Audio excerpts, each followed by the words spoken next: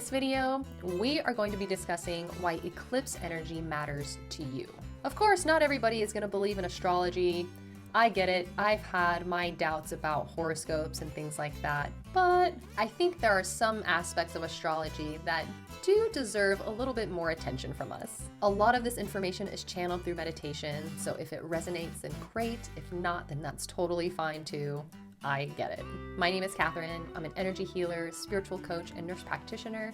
If you want to work with me, you can go to my website at catherineglassman.com, or you can email me at hello@catherineglassman.com. So moon cycles and planetary positions, why do they even matter? The information that I've received many times and for a while now is that planetary positions do have an effect on us as humans and animals and just the energy in general. You know, I had my spiritual awakening in 2018 and I had a bunch of weird stuff happen to me after that. But even before then, I would notice that there would be a change at work, specifically around the full moon. For some reason, working in the ER, I would just see an increased volume of psych patients. People would just behave erratically sometimes. The energy would just be a little more chaotic for some reason. And it was always the week of the full moon. Now, at first, I thought it was just me and that, I was just weird, or maybe I was a little superstitious or something. I didn't really know much about astrology or what full moons meant or what the moon means in astrology. I didn't really know anything about that. All I know is that when it's around the full moon, specifically a few days before the full moon and then on the full moon, it would just get really busy. There would be a lot of psych patients and it would just be very chaotic. It wasn't until there was a time where I was working and the ER is just going nuts. A nurse yells out, "What is going on? Is it like a full moon or something?" So that told me that obviously I'm not the only one who sees this weird energy change around the full moon.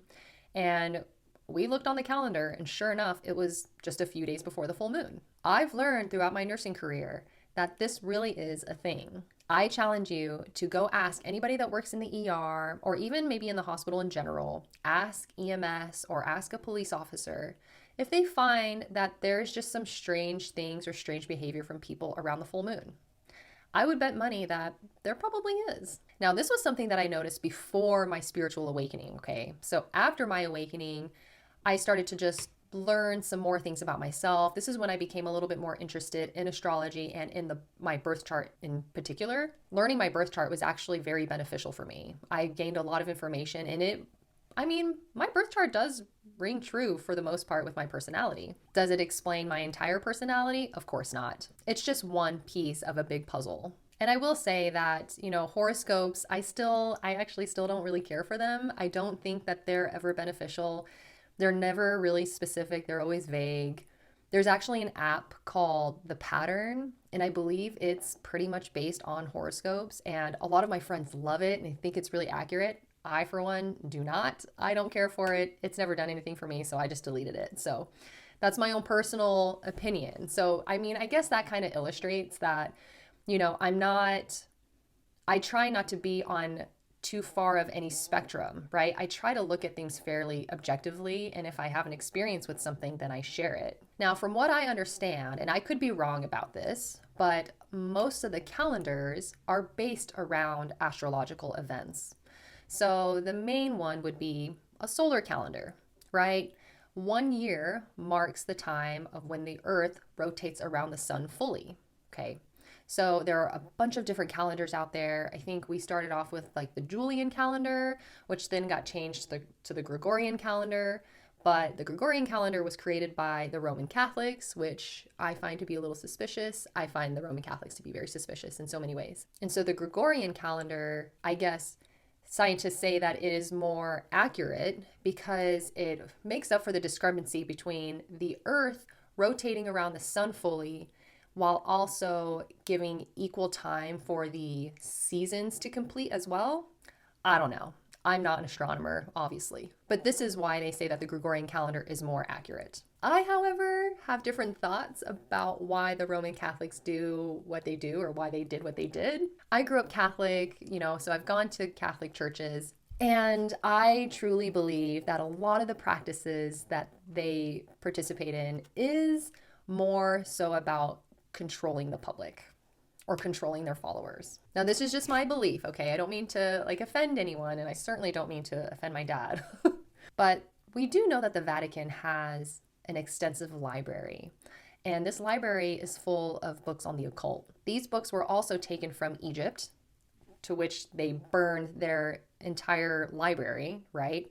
They say they burned all the books, but I don't think they burned them. I think they took them. I think this is also why they have taken over holidays, pretty much. The majority of the holidays that we celebrate, or that I celebrate as an American, are actually rooted in pagan rituals, right? I have nothing against paganism, but I mean, Christmas, it's kind of a pagan holiday, right? Easter, you know? And so I personally think that they changed a lot of things to kind of confuse us. So anyway, the Gregorian calendar is comprised of 12 months with 30 to 31 days per month, one month having 28 days, and then every 4 years there being a leap year. To me, it seems a little disorganized and chaotic, but some believe that the actual calendar is 13 months. And there's some pretty good evidence to suggest that. So if there are 13 months, then that would mean that there would be 28 days in each month. A full moon occurs every 28 days, and a woman's cycle occurs every 28 days. And interestingly enough, in like the spiritual community, a woman's cycle is considered her moon cycle. Even the names of the months in the calendar don't exactly add up, because the root word of September is sept, and it comes from septem, I think, which is Latin, and it means 7. So, and then October is oct, which is 8, and then November is 9. And so if September is supposed to be the 7th month, but it's the 9th month, then obviously there's something that's a little off there. So the 13th month theory actually makes a lot of sense to me, but you know, that's just me. But if that's the case, and let's say the Roman Catholics did do it just to confuse us, why? Why would they want to confuse us? What I believe is that there are actual planetary alignments and planetary shifts that happen annually that we can take advantage of on a spiritual level, but they don't want us to know that. I think this is another reason why a lot of churches have told their followers that astrology is evil. Astrology is nothing more than people studying the planets and the planetary shifts and how those shifts have an impact on us. So how is that evil? What I also believe is that a lot of powerful people and a lot of powerful groups are practicing rituals. Okay, so we can all agree that probably the majority of the planet is religious in some fashion. They're either religious or they're spiritual. What a lot of people don't realize is that a lot of them are practicing darker practices. You know, these politicians and these church leaders, you know, even the Vatican, they've got a lot of money. I mean, there's a statue called the Resurrection at the Vatican, and it is absolutely horrifying. You know, Taylor Swift claims to be Christian, but here's the thing, guys. Jesus Christ himself didn't have any money. He just wore rags and just walked around. He had no money. So if you're a true follower of Christ, then why would you be selling your tickets for thousands of dollars to your show? If you're a true follower of Christ, why would you need all of that money? Why would there be gold pillars at the Vatican? I digress. That's a whole other subject. But my point is that there are a lot of people in these organizations that want to pretend like they are doing something when really they are doing something else. And they also want to trick its followers into believing certain things as well, like a calendar. If they want all the money and if they want all the power, maybe performing rituals on certain days makes it more powerful and makes it easier if other people don't know this information as well. This is why I think they say that astrology is evil, because it really actually holds keys to the universe and to manifestation that they don't want normies like you and me to know about. Interesting story. So this was after my awakening. So this was in 2020, okay? So after my awakening, I'm learning all of these things and all these crazy things are happening to me. You know, I'm learning how to read my birth chart, yada, yada. I'm getting into conspiracies, okay? So in 2020, I was in school to be a nurse practitioner, and I was doing my clinicals at a pediatric office. This woman comes in and she's from Ethiopia and she brings her daughter. She says, I need to catch up on all of her vaccines because we're really behind. I was like, oh, okay, well, why are you guys so behind on your vaccines? And she says, well, because the year is different for us. The year is 2012. And I was like, the year is 2012 for you guys? She's like, yeah, that's our calendar. And when she said that, I got all of these images and flashes and downloads of the Mayan calendar. And that's when I realized that the Mayan calendar was set to end in December of 2012. And of course, we're in 2020 when all hell breaks loose, and a lot of people thought that it was kind of the end of the world. Okay. Obviously, the Mayans didn't mean like a literal end of the world, but more of the end of a world. And that's where my interest in calendars started. Like, okay, maybe there is something to these other calendars that I'm obviously missing. And maybe they're making them all confusing for a reason. I've always said to patients when they have complaints about insurance, right? Like, why isn't my insurance covering this? And I'm so confused. I always tell everybody, insurance companies make their policies confusing for a reason. It's because they don't want you to actually know. This is how they're able to take advantage of you. Insurance is obviously good for some things, but insurance is also a scam in a lot of ways. Anyway, beside the point. So what does this have to do with eclipses? So when I meditated on why eclipses mattered and why I even need to talk about it, the movie Leave the World Behind came into mind. If you haven't seen my previous video on predictive programming, well, I kind of talk about Leave the World Behind, but I hadn't actually seen it yet. Well, I've seen it, and it for sure is definitely alluding to predictive programming. It's very symbolic, and there is an eclipse in that movie. So let me back up here for a second. Last year, Matthew Perry died. Matthew Perry is the actor who played Chandler on Friends. Very lovable, very funny guy. Now, I think late in 2022, he wrote a book. It was a memoir about him and his struggles with addiction. And in this book, there is a chapter called Batman. And in the chapter, he says, if I ever put out the bat signal, it means that I need help. Weird, but whatever. So time passes, it's 2023 now, and he's not really posting much on social media. And then out of nowhere in October, almost every day, he starts posting. And they're just kind of, a little random at first, but then they start to become the bat signal, right? 3 or 4 photos of the bat signal. Then eventually he puts like cranberries out on a desk, and I don't remember what he says, but I remembered one of his captions on one of his photos was, do you understand what I'm trying to say? And then the last photo of him was of him in a hot tub, and then he apparently drowns in that hot tub. Interestingly enough, and I didn't look this is just something that I found through like forums and things like that, but what people have found is that the lead singer of the Cranberries died of a drowning, but not a drowning in a lake or the beach or anything like that, but drowned in her hotel bathroom in the tub, okay, at 46. A little strange. Died from alcohol was apparently involved, but it was ruled as an accident. So that's kind of weird because Matthew Perry drowned in his hot tub. Strange. Another weird thing is that Doja Cat released a photo promoting her song called Demons. And she's dressed up as a demon and she's laying on the couch from Friends. And it's the backdrop of the opening credits for the show Friends. That photo actually came out before he died. All right, so that's a little weird. Whatever.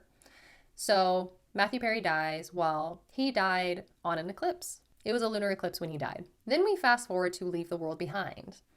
Now, if you haven't seen it, then there's going to be some spoiler alerts, so prepare. So in this movie, it's about a family who decide to just kind of take a little trip, family vacation, and all hell breaks loose. Basically, the world is ending. Just a lot of weird things are happening. There's a cyber attack. They lose power. They lose the internet. It's just your classic end of the world movie. Well, in this movie, the daughter is obsessed with the show Friends. At the end of the movie, she finds a bunker. And she turns on the lights, and the lights turn on, and there's plants growing, and there's a TV with a big wall full of DVDs, right? And the show Friends is on there. Well, somebody did a freeze frame of the ham radio that's in that bunker. And there is a date on it, and the date is September 18th. There are also certain scenes in the movie where they show the planet from the moon. Okay, and it looks like the sun, the earth, and the moon are aligning. Basically, it's creating a lunar eclipse. If you look up the next lunar eclipse, well, it's not the next one, but if you look up one of the eclipses this year for 2024, the lunar eclipse occurs on September 17th, 2024. And then, of course, the movie ends with the little girl putting in the Friends DVD, and it's like the opening credits of Friends, the music, right? Like, da na na na na na na na. Okay, and that's how it ends. Weird, right? You can't tell me that they're not all connected. Even if you're not a conspiracy theorist, even if you're not spiritual or not even into astrology, you can't tell me that that's not weird. And the fact that the Obamas are the executive producers for that movie, why? Why would they produce a movie about the end of the world? Or at least the end of America anyway. Now, it's pretty well known for people who know anything about like Satanism or dark rituals and things like that. It's pretty well known that eclipses tend to be a day that they like to perform these rituals, especially sacrifices. This would make a lot of sense of why Matthew Perry died on an eclipse. It just has a classic calling card of a ritual. And if there is any predictive programming of the cabal doing anything on the eclipse of September 17th, then that would make sense. So why am I even telling you this? Well, the reason why is because in my previous predictive programming video, I mentioned that there are two main reasons of why they perform predictive programming. One is to desensitize us to the event so that when it happens, it's just not that big of a deal subconsciously. The other is so that we are in denial, so that if it happens, then we're just going to say that, oh, that's just from a movie, that's impossible. You deny it, and regardless, you just end up accepting the event without even questioning who could be behind these catastrophes. Okay. Well, after watching Leave the World Behind, I did start to believe that there may be a third objective. And the third objective would be to manipulate the collective consciousness. Now, there is an app called the Global Consciousness Project. And what this project is doing is it has random number generators all over the world. And they found that anytime that there is a major event, the numbers stop generating randomly and they start generating a very specific sequence of numbers. What they theorize is that when the collective consciousness thinks about one particular thing, those numbers go from random to not so random, meaning that the collective consciousness has an ability to manipulate matter. So, what if they are trying to give us these movies and fears about the upcoming eclipse in September, not because they're actually going to do something, but what if they're just showing this to us so that we become scared? Because as the saying goes, where attention goes, energy flows, right? What if they're just catching on that all of us are paying attention to these things and we're finding clues in what next thing is going to come from predictive programming? Because what if they don't actually plan on doing anything, but they just want us to think that they are? Because I've always believed, and I've always said, even for a very long time, that the thing itself isn't the weapon, it's the fear that it creates. Because if you can get enough people to be scared, you can control them. Okay, so what are we supposed to do about it? After meditating on it, I asked, what do eclipses actually represent? And what I got is that they facilitate change. Big change. This would make sense why some people would want to perform rituals on an eclipse, is because they want to facilitate change, but they want it to change in the way they want it to change. And when I asked if we were supposed to do some sort of ritual on eclipses, they said no, because there is a natural order to things. And the eclipse is part of that natural order. So when I asked, well, then why do they perform rituals on eclipses? The word that I got was amplify. So I guess whatever you do on an eclipse, it just becomes amplified from that energy. But I got very clearly that that was not something that was being recommended. It's not recommended to perform rituals on an eclipse because if an eclipse facilitates change, then the change is of a natural divine order that should be respected. And to perform a ritual is to do so in a way that is a little bit more ego-based and more of trying to control the energies rather than just allowing them to happen. But of course, when it comes to rituals and, that kind of practice, there's the rule of thumb is always be careful what you wish for. So it is not recommended. And also just keep in mind that, just because these people are performing these dark rituals and sacrifices on eclipses, it's bad, right? The source of all creation, like God, doesn't like it. God doesn't like sacrifices. God certainly doesn't like it when its creatures are enslaved in any way. Okay, I believe that this is why the country Egypt and Mexico are in the condition that they are in, is because their ancient civilizations enslaved people in one way or another in a very dark way, which ended up causing the demise of their civilization. And they're not certainly advanced the way that they could be. And, modern slavery is a real thing. Child sex trafficking is a very real thing. And I do believe that it leads to politicians and to people in Hollywood here in the US.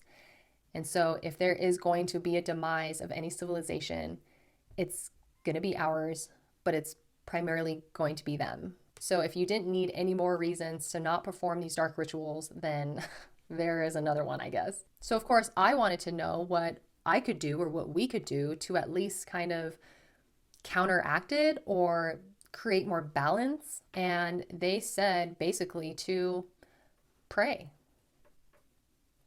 or say positive affirmations. And when you say these affirmations, to say them with love in your heart. But the affirmations have to be specific to trusting the divine order. I came up with some affirmations that I felt were pretty fitting. The first one is, I trust the divine plan and I'm ready to step into my highest timeline. So basically, it's just saying that I'm trusting what's going to happen because no matter what, I'm going to be okay. And the second one is, I am loved and completely cared for. Even saying that right now just puts me in a different frequency. And I think that is the main point that they wanted me to make was that, these things are happening.